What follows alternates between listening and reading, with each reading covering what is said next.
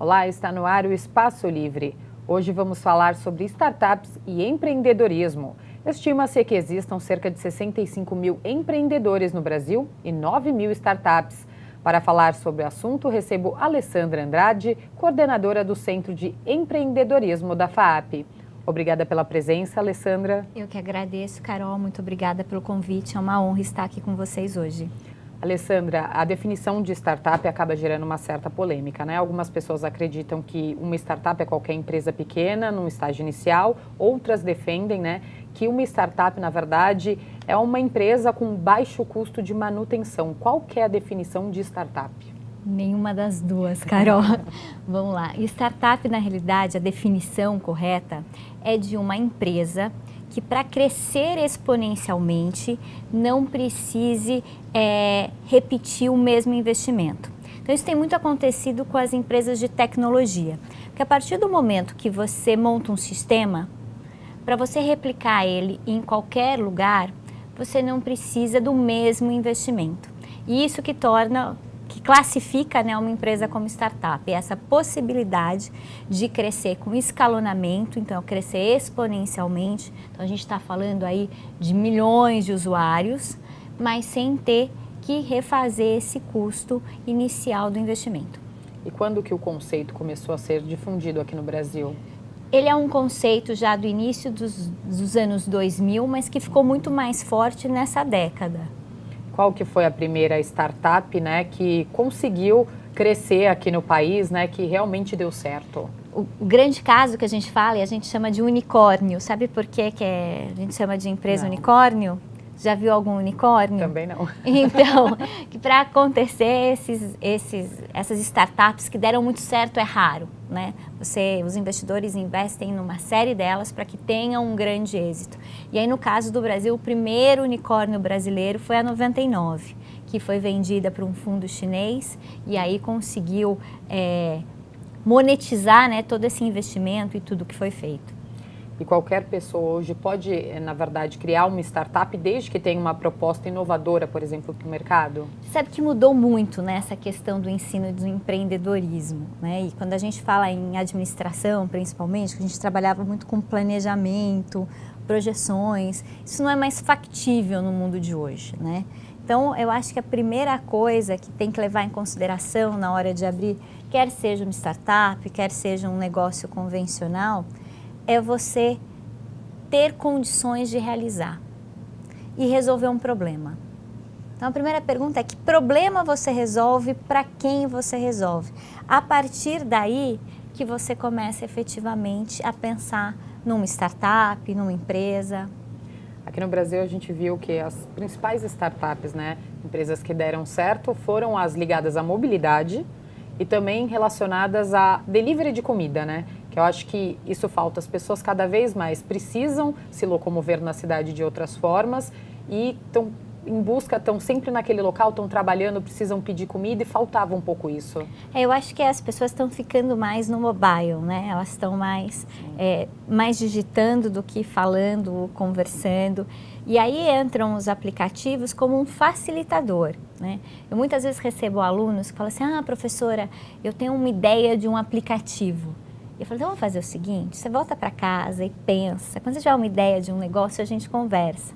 Porque a gente esquece que, na realidade, o aplicativo em si é só um meio de distribuição. É um canal para que as pessoas se comuniquem, né? Antigamente era o PBX, era o telemarketing, e ele também vai continuar evoluindo. Então, quando você põe essa facilidade, né, você acaba entrando mais no dia a dia do usuário. Quais são as outras dicas que você pode dar para quem quer começar a empreender?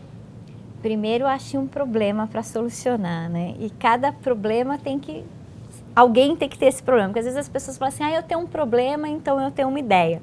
Não, você é uma pessoa, né? Então, que grupo tem aquele problema? Qual é a solução? Qual é o remédio que você dá para esse problema? Vamos pensar numa dor de cabeça. Existem vários remédios no mercado para dor de cabeça, mas cada dor de cabeça tem um fundo específico. Imagino que você também tem uns 2 ou 3 remédios que você conhece. Ah, essa minha dor de cabeça é para isso. Então você tem que achar o remédio certo para oferecer e mais. alguém tem que estar disposto a pagar para isso, né? Então, às vezes você tem uma ideia maravilhosa, super legal, mas alguém está disposto a pagar?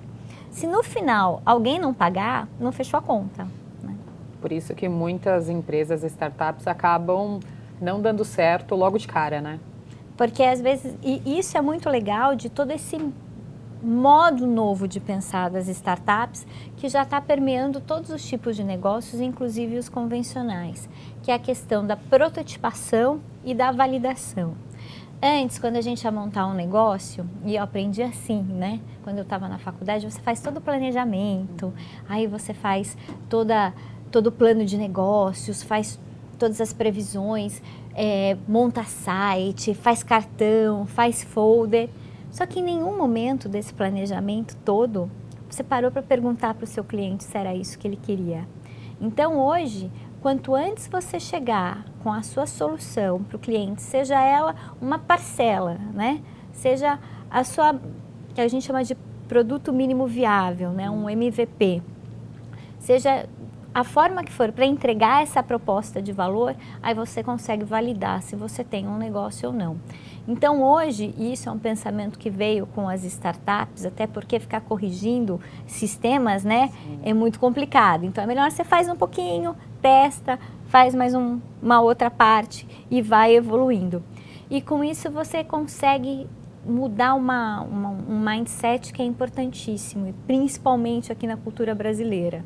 É a questão do fracasso, que sempre foi muito feio errar, né? Então você, se montasse uma empresa e falhasse, né, você era excluído da sociedade, você era visto como uma pessoa mal sucedida. E a cultura da startup traz exatamente o contrário, que é falhar rápido. Quanto antes você falhar, quanto antes você perceber que está errado, para poder corrigir, menos dinheiro você desperdiçou e mais próximo do que o seu cliente quer você chega.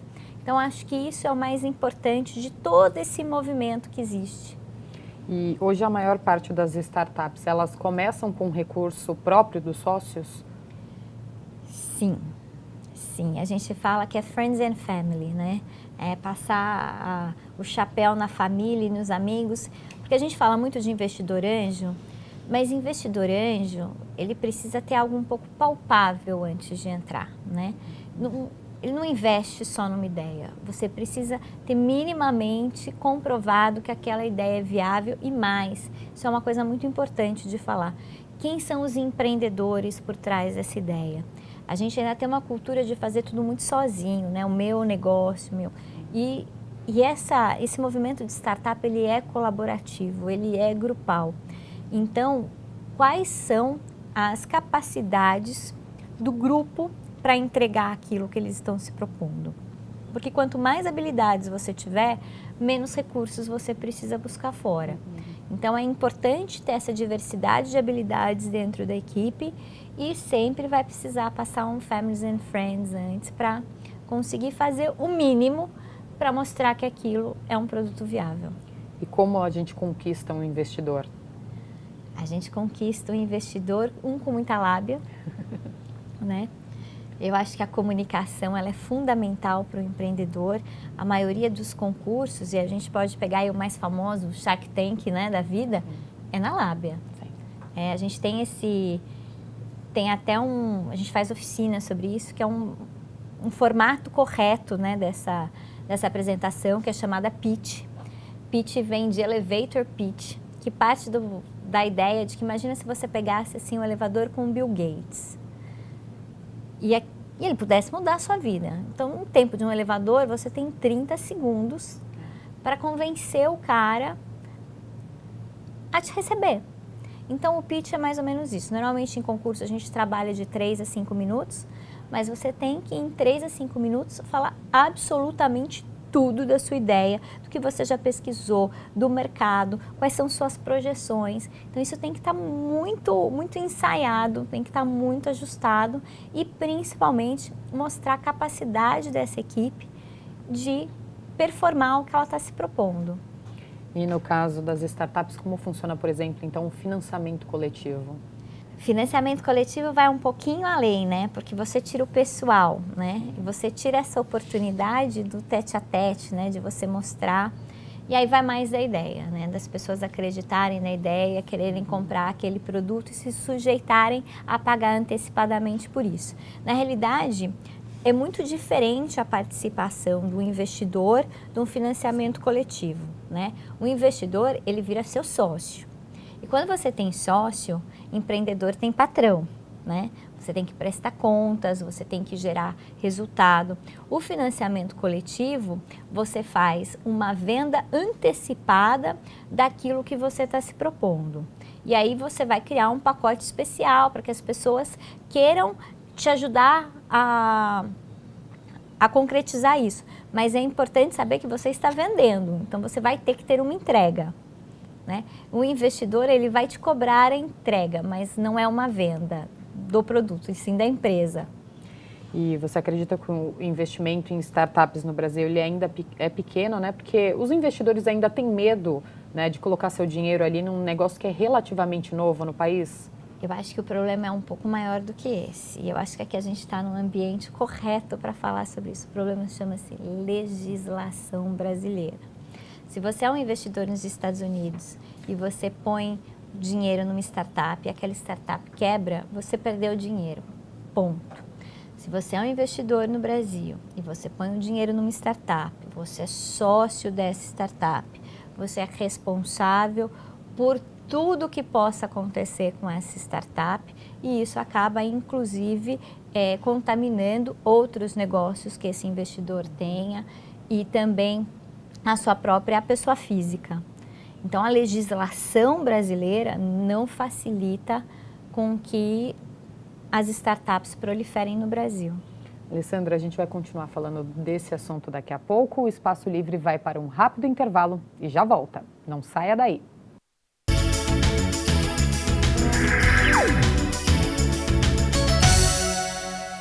Estamos de volta com o Espaço Livre. Hoje falando sobre startups e empreendedorismo. Continuo na companhia de Alessandra Andrade, coordenadora do Centro de Empreendedorismo da FAAP. Alessandra, a gente estava falando sobre a legislação. Há pouco tempo a gente teve um problema muito sério com o aplicativo de mobilidade Uber, que é considerado uma case de sucesso no país, né? Mas eles tiveram problemas justamente por isso. Os taxistas reclamaram porque eles não estavam enquadrados, o taxista paga imposto, tem várias regras e os funcionários, enfim, o aplicativo Uber não tinha regra nenhuma. A gente ainda precisa andar muito em relação à legislação no país, né? Com certeza, né? E aí fica aqui como minha opinião pessoal, mas eu acho que as tecnologias evoluem, né? O mercado evolui, a sociedade evolui e aqui no Brasil a gente tem uma dificuldade muito grande da legislação acompanhar essa evolução, né?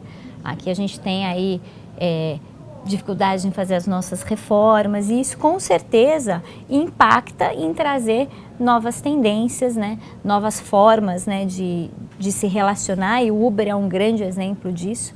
E quantas pessoas hoje não estão trabalhando com Uber, né?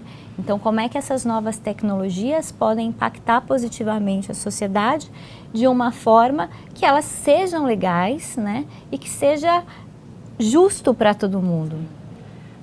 A senhora falou até da questão que muitas pessoas estão trabalhando. A gente está num país com um grande índice de desemprego, né? E muitas pessoas tiveram que recorrer a esses aplicativos de carona, por exemplo, para tentar sobreviver. Carol, é interessante a gente fazer aqui um recorte para falar um pouquinho das diferenças de empreender. Quando a gente está falando isso teoricamente, né, e tem uma pesquisa muito interessante que é feita aqui no Brasil pelo Sebrae, mas ela é coordenada mundialmente pela Babson, que é o GEM, General Entrepreneurship Monitor, que mede a atividade empreendedora dos países. E o Brasil tem um nível de empreendedorismo altíssimo, porém, nem sempre essa alta da atividade empreendedora, ela reflete uma melhora da economia. Por quê? Porque existem dois tipos de empreendedorismo, o empreendedorismo por necessidade e o empreendedorismo por oportunidade. O empreendedor por necessidade é essa pessoa que perdeu o emprego, que não tem outra forma de se sustentar e de se viabilizar se não for fazendo alguma coisa por conta própria. E aí, o que acontece? Eles não se planejam, eles não têm uma capacitação específica para isso.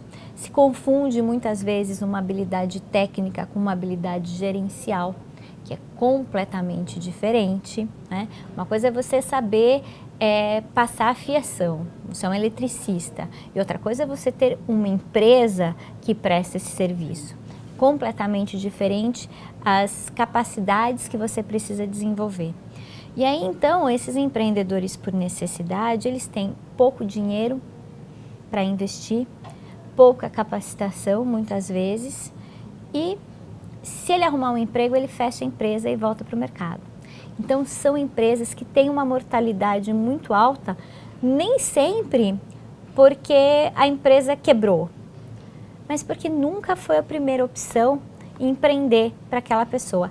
E aí o Uber, ele vem muito de medida, porque requer pouco investimento, a pessoa não precisa ter uma capacidade gerencial e ela tem uma possibilidade de autoemprego. Então facilita bastante. Por outro lado, quando a gente pensa nos empreendedores por oportunidade, é o cara que vai fazer o Uber, né? É o cara que se planeja, que busca, né, uma oportunidade de mercado, que consegue ter recursos, né, organizar para que esses investimentos aconteçam, e normalmente também são, por conta disso, empresas que trazem mais tecnologia e que geram mais empregos. Então tem essa diversificação e é importante fazê-la porque os motivos e o que precisa cada um desses empreendedores é completamente diferente, né? E a gente trata todo mundo como empreendedor. E na realidade eles têm necessidades e vontades completamente diferentes. Alessandra, qual que é o setor, né, com maior índice de startups no país? Eu acho que entra bastante na questão da mobilidade e das compras, né? Acho que o varejo, de uma maneira geral, foi a primeira que sofreu bastante, né? Que dizia que vai acabar com as lojas físicas. E isso é uma grande mentira, porque o varejo é o primeiro que está se transformando e cada vez mais vira uma experiência, né? Hoje os shopping centers deixaram de ser grandes centros de compras, são centros de entretenimento, né? Então você tem a comodidade. Outro dia eu vi uma analogia que eu achei ótima. A mesma coisa que falar que o delivery vai acabar com os restaurantes, né? É super cômodo o delivery, é ótimo. Nossa, quantos dias não é maravilhoso você pedir a comida pelo delivery. Mas tem dias que você quer experiência, você quer ir no restaurante. E eu acho que essa é uma analogia boa para falar do varejo. Então, acho que o primeiro que sentiu bastante foi o varejo, tem bastante coisa online e a gente percebe muito nas Black Fridays, né? Que aí tudo promoção e tal. Mas acho que mobilidade também é uma área que está crescendo bastante, porque a gente teve a 99, começou antes ainda com a Easy Taxi, né? Então são precursoras. Em relação aos aplicativos, né, cada vez mais cresce o número de aplicativos aqui no país. Por que as pessoas resolvem investir mais na criação deles? Vai ter uma curva que vai começar a diminuir, porque o seu celular, assim como o meu, tem uma memória limitada, né? Então não dá para você ter aplicativo de tudo, não é cômodo para o usuário. Então às vezes é muito mais interessante você ter uma interface na internet que seja amigável do que ter aplicativo. Você só vai ter mesmo no seu celular os aplicativos que você usa com frequência, mas os que você usa de vez em quando não vale a pena. Mas era uma visão meio moderna. Não, a minha empresa tem aplicativo, então preciso fazer o aplicativo. Mas eu acho que agora isso vai diminuir para que a gente possa ter mais coisas mobile, que sejam com interfaces amigáveis e que você possa... eu sou cliente de um monte de coisa de assinatura. E antes cada um tinha o seu, agora não. A maioria está voltando para a internet com interfaces amigáveis que você navega super fácil e é muito melhor do que ficar pegando aí a memória do seu celular. Em relação à idade média dos fundadores, né, das startups, todo mundo acredita que quem funda startups são as pessoas mais jovens, é isso mesmo? Em grande parte sim, porque tem uma mudança grande de mindset, né? Porque eu que fui formada em administração no século passado, eu aprendi a planejar, projetar, então ainda tem uma série de padrões, né, que a gente segue, né? Mas eu já aprendi um pouco, né, como é que é esse mundo. E essa molecada já vem com outro software, né? Então elas têm um apetite maior ao risco, elas testam mais, elas já são nativos digitais, coisas que nós não somos, né? Então acho que isso influi para que tenha um maior número. Mas todo mundo pode empreender, todo mundo pode montar uma startup, basta estar aberto e antenado com isso.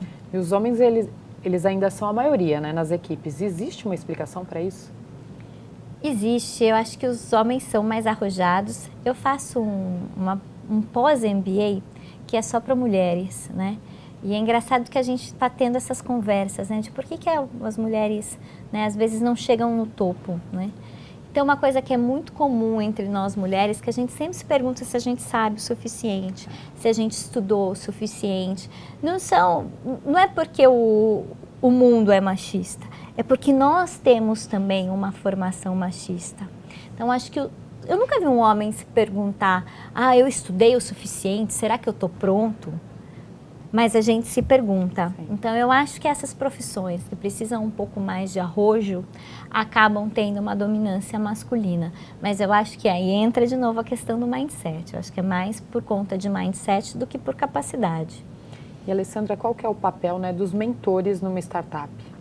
É fundamental. Hoje a gente vive num mundo completamente colaborativo.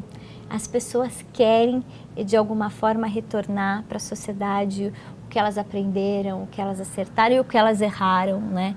Porque é muito bonito a gente só falar do que a gente acertou e a gente não aprende nada acertando, a gente aprende mesmo errando, né? E eu acho que os mentores, eles podem trazer, além da expertise, uma rede de relacionamentos. E rede de relacionamentos, gente, não é amigo no Facebook, não é seguidor no Instagram. São pessoas que você liga, que te recebem, que podem fazer com que as coisas aconteçam imediatamente. Então, acho que você ter essa abertura, esse caminho para chegar num networking elevado é importantíssimo para o empreendedor. E em quanto tempo o empreendedor tem um retorno financeiro esperado? Olha, não é rápido. Eu não teria esse apetite antes de 2 anos, mas eu colocaria em torno de 2 a 5 anos. E hoje faltam profissionais qualificados para trabalhar nessa área? Faltam. Você conhece alguma faculdade de empreendedorismo? O MEC não reconhece ainda. Então, assim, você pode ter um curso de administração, como o Sebrae está fazendo agora, com ênfase em empreendedorismo. Mas nós não estamos formando empreendedores. De novo, né? A sociedade evolui numa velocidade e o governo em outra, né? E é muito difícil, eu acho que, de uma maneira geral, para a nossa vida, é a gente conseguir conciliar os tempos, né? O nosso tempo, o tempo das instituições, o tempo da sociedade, o tempo certo do mercado. Eu acho que essa é uma ciência que ainda precisa ser desvendada, né? De sincronizar o tempo. E então, nesse sentido, o governo ainda não acompanhou, as instituições não acompanharam. E o que vai acontecer? Menos gente vai para o ensino universitário. Só que a gente tem os grandes bancos, né, que estão acompanhando todo esse crescimento e têm investido já no empreendedorismo, né? Mais ou menos. Mais ou menos, né? O que é investir no empreendedorismo para você? É ter um espaço legal para atrair startups, né? Fomentar essa aproximação com o investidor? Legal. Agora, vai pegar um financiamento para montar a sua startup? Vai pedir crédito para esses mesmos bancos? Eles só cedem o espaço, eles investem só no... Então, assim, o investir, né? O investir, ele é um pouco...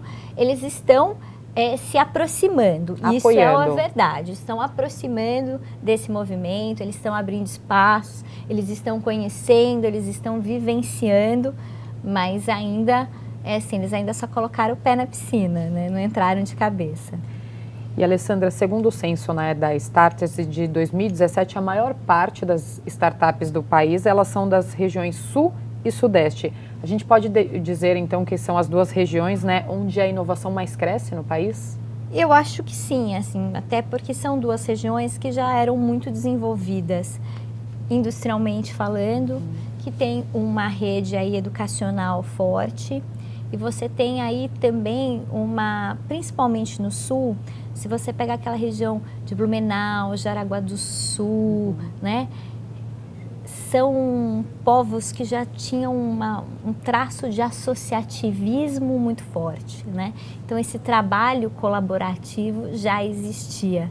Então eu acho que aí você acaba perpetuando e tendo uma permeabilidade maior. Então acho que entra um pouco aí a questão da colaboração, de você ter aí, acho que os maiores níveis de escolaridade, e já era uma região forte industrial, de negócios, então vai seguindo essa tendência. Alessandra, muito obrigada pela participação aqui no programa. Quer deixar algum contato? Eu que agradeço. Nós estamos à disposição na FAAP, mentoramos uma série de projetos e startups. Se quiser entrar em contato com a gente, o e-mail é super fácil, é empreendedorismo@faap, que é faap.br. Obrigada, Carol. Obrigada. Obrigada. O Espaço Livre de hoje fica por aqui. Obrigada pela companhia e até o próximo programa. TV Câmara São Paulo, a política da cidade passa por aqui.